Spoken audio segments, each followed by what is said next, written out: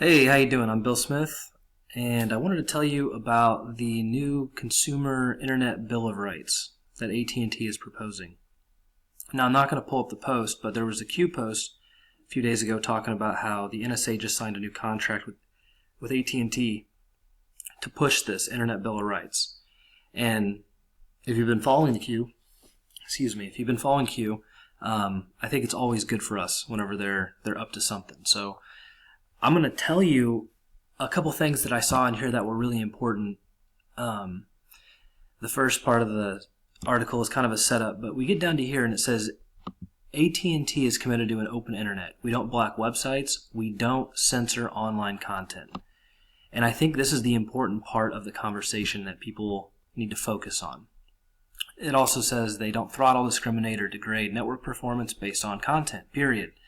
Now, the net neutrality rules that were just rescinded, I guess, or taken away, I was originally for. But I was for it because there was a huge push by all the content companies like Google and Facebook to get net neutrality pushed. And I thought that was really strange at the time, but I also thought it was great that they didn't throttle my content, right? So I was definitely a net neutrality supporter.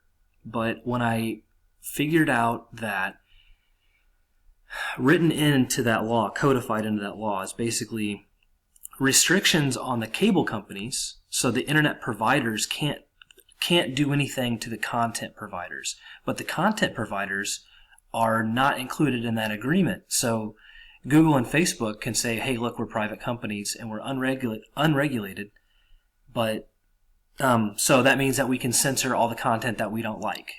Or we can shadow ban you. Or we can deactivate your account or deplatform you or really do whatever we want. And this is a problem. I mean, clearly it's a problem. And it's a bigger problem outside the United States. We're lucky. We're extremely lucky. So AT&T now, with the NSA, is saying, look, you can't censor people's views now. So that's where this is headed. And this is why net neutrality was repealed. So they're going to replace it now with an Internet Bill of Rights that applies to all internet companies and guarantees neutrality, transparency, openness, non-discrimination, and privacy protection for all internet users. And this is why Google and Facebook and Twitter don't want it. The entire media conglomeration is going to be against it. And if you read anything about the Davos meeting with Trump over there right now, they're doing a huge push to punish Facebook and Google to censor more in their companies. So this is important. We need this. And anybody who tells you this isn't in our favor they're the enemy. I mean, that's where I've gotten to. I was wrong on net neutrality originally. I didn't realize what I was getting myself into. I didn't read the law. I knew I wanted fairness, and that's not what we got. So to show you what the media push on this is going to be like, this is just a quick search for AT&T Internet Bill of Rights. This is Variety and TechCrunch. Both of them are against it. Spoiler alert. As a matter of fact, like the entire first page is against it, almost. It's weird. Some of these have neutral headlines, but when you get in to read the article, they give you a lot of reasons against it, and they point out how AT&T was against net neutrality in the first place. So people now are talking about bandwidth restrictions and tiered approach, but AT&T's their own admission and their own guarantee from what we just read says that they're not committed to that at all. And I don't think these networks are slow anymore. This was a problem 10 years ago maybe, but not now. I don't think we have bandwidth problems anymore. Plus a lot of things are mobile. So I'm not going to cover this article. I'm going to skip over this TechCrunch. This is the second one. And it's saying how it's a power play against Google and Facebook. But AT&T does not compete with Google and Facebook. And I want to point something out. The most that people can complain about AT&T is overcharging you. Okay, everybody's had a bad bill. I understand that. But I can complain all day about Google and Facebook and any kind of social media that won't let me on it or won't let you on it, or won't let you share a post. Or when you share a post, they'll make sure, hey, we don't like your idea, so we're going to make sure none of your friends see this. That's just BS. And like I said, AT&T does not they don't compete with these social media platforms. I think the social media platforms are far more powerful. The companies are far bigger than than the backbone service providers. This is the guy that wrote it. He looks like a communist. I'm just saying, he does. He's also in Seattle. This is the other article I found pointing to it, or one of them. And look at the top logo. Okay, look at the top logo. It's a thing of roses with balled up fists on it. The balled up fist is the enemy. Okay, that's the enemy. That's ISIS. That's the enemy's logo wherever you see it. And all three of the articles that I looked at point to this person, Gigi Sohn. And there's no picture of her anywhere. But they all quote her. And this is this quote, him. I had to go look him up. It's a her, really. So check this out. Okay, so I went and found Gigi Sohn. And this is her site at Georgetown Law. And she's saying it's hypocrisy, yada yada. She was somebody's assistant on the FCC, which got this thing set into motion in the first place.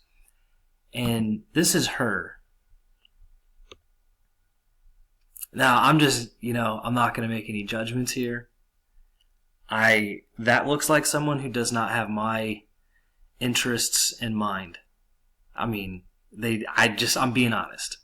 That they just don't look like they have my interest in mind. That's all I'm going to say about that. It says that,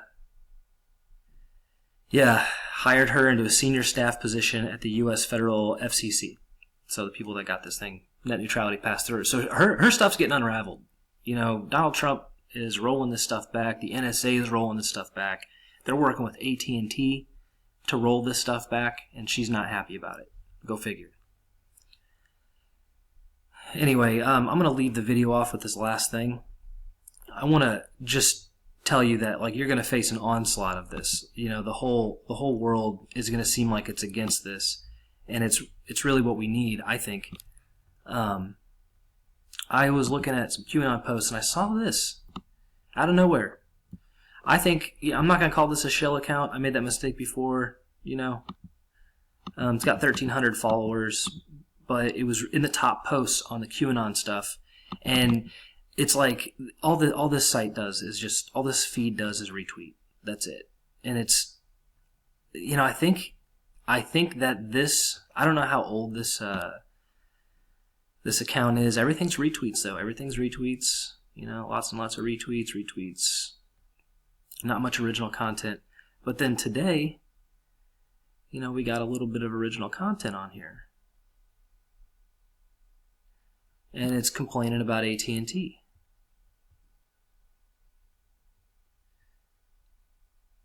Bought my daughter and I a phone for Xmas, and the sales agent copied my credit card and charged $2,800 to herself. She's been arrested and fired. Alright, whatever. If they arrested and fired her, then why is this a problem? Get your money back on your credit card or your debit. Anyway, it's like all carriers are crooks, and it was like out of nowhere this stuff starts showing up. So I think this is the kind of thing that you're going to have to look out for. This is how they're going to splinter our group up. This is how they're going to try to stop the movement. I don't think it's going to work. Like I said, if you believe the Q post, the NSA has already signed a contract with AT&T to ram this through, or to help support them push this through. So it's going to go through one way or the other. FCC chairman is already on our side, and I think this is a congressional thing, so I think that's why they need a little bit of support. But that's my video. I hope you liked it. Like and subscribe if you feel the need, and keep paying attention. There's going to be lots of really good stuff come out in the next few days, I imagine. So thanks a lot.